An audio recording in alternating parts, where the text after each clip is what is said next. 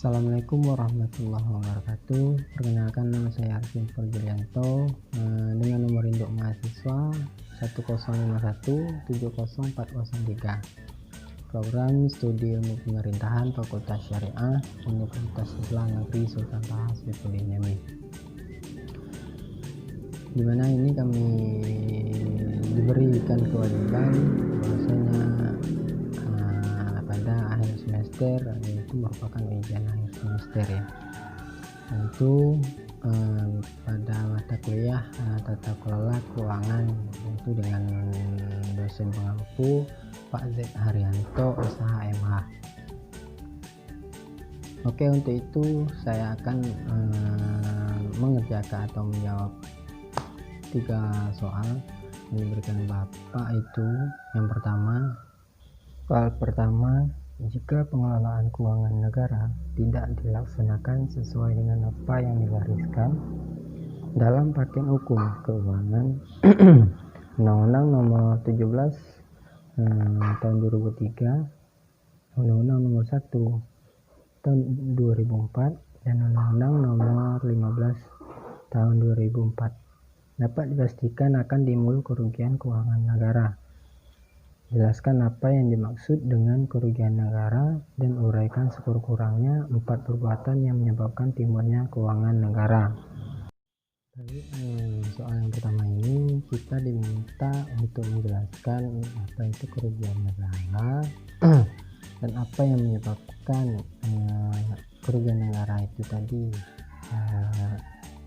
sekurang-kurangnya 4 contohnya. Ya, menurut pasal 1 ayat 22 Undang-Undang Nomor 1 tahun 2004 tentang pembendaharaan negara, yang dimaksud kerugian negara ialah kekurangan uang, surat berharga, barang yang nyata, dan pasti jumlahnya sebagai perlawanan hukum, baik sengaja maupun karena kelalaian. Yang menyebabkan kerugian negara itu salah satunya, yang pertama itu penerapan kebijakan yang tidak benar, memperkaya diri sendiri atau orang lain, atau korporasi serta suap menyuap dan korupsi dalam pengadaan atau gratifikasi. Oke, untuk selanjutnya soal kedua. Setelah saudara menyaksikan dan menyimak video pada link di atas, sampaikan analisis saudara dalam perspektif ilmu tata kelola pengelolaan keuangan negara yang saudara ketahui. Oke, selanjutnya soal yang kedua ini kita diminta menganalisis dari ulasan-ulasan yang disampaikan oleh Pak Ahok dari video yang tautan di atas di YouTube di Kompas TV. Dia mengatakan bahwa misalnya intinya yang saya tanggap, kehilangan dana, di mana Pak Ahok tidak tahu menahu kemana keberadaan uang tersebut. Secara ilmu tata kelola keuangan, dilihat dari prinsip manajemen pengelolaan, ada di situ standar akuntansi atau accounting standar yang dimana itu ada pengelolaan. Jika dilihat dari permasalahan itu, berarti adanya kekurangan pengelolaan yang baik ataupun tidak tersistem dengan baik, dan secara akuntability pun kurangnya ada pertanggungjawaban yang baik dengan di dalam pengelolaan itu tersebut. Karena setahu kita, jika hal itu dirahasiakan seperti uang itu yang kita tahu hanya pemimpin ataupun bendahara yang tahu mungkin tidak akan tahu pada orang lain, ataupun itu dianggap orang yang mengambilnya. Ya, selanjutnya itulah yang dinamakan kerugian negara. Kenapa yang dikatakan kerugian negara? Karena sikap pemimpin ataupun pertanggungjawaban yang harus ditanggungjawabkan dalam mengelola keuangan itu tadi, itulah yang dinamakan kelalaian,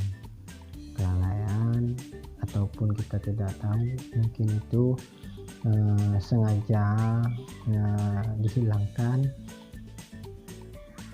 ataupun kita tidak tahu yang namanya dunia itu kejam, uang itu kejam, karena uang itu bisa merubah keadaan. Mungkin itu menurut saya.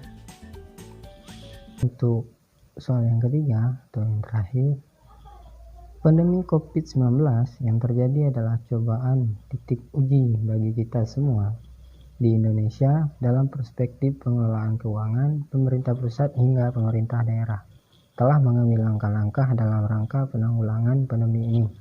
Pertanyaannya adalah, apa yang akan saudara lakukan jika Anda adalah seorang kepala pemerintahan, pemegang kekuasaan atas pengelolaan keuangan negara sebagai bagian dari kekuasaan pemerintah? Jelaskan dan uraikan.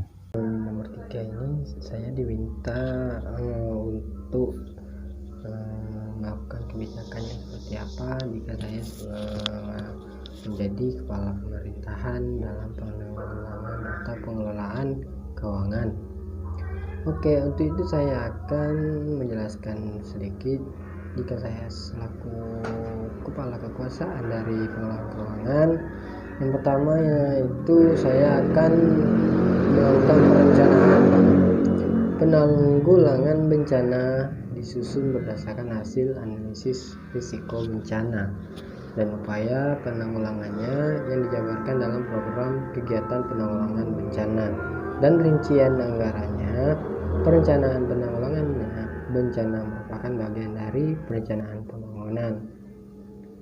Setiap rencana yang dihasilkan dalam perencanaan ini merupakan program atau kegiatan yang terkait dengan pencegahan, mitigasi, dan kesiapsiagaan yang dimasukkan dalam tanggap darurat bencana.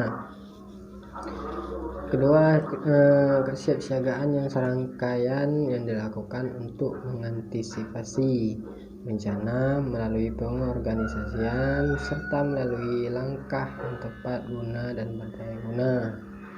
Lalu melakukan kerjasama dengan negara luar untuk menghadapi keadaan darurat ini. Terus mengalokasikan dana ke setiap daerah untuk digunakan dalam penanggulangan terhadap bencana ini. Melakukan karantina pasien di wilayah yang sedang dilanda wabah.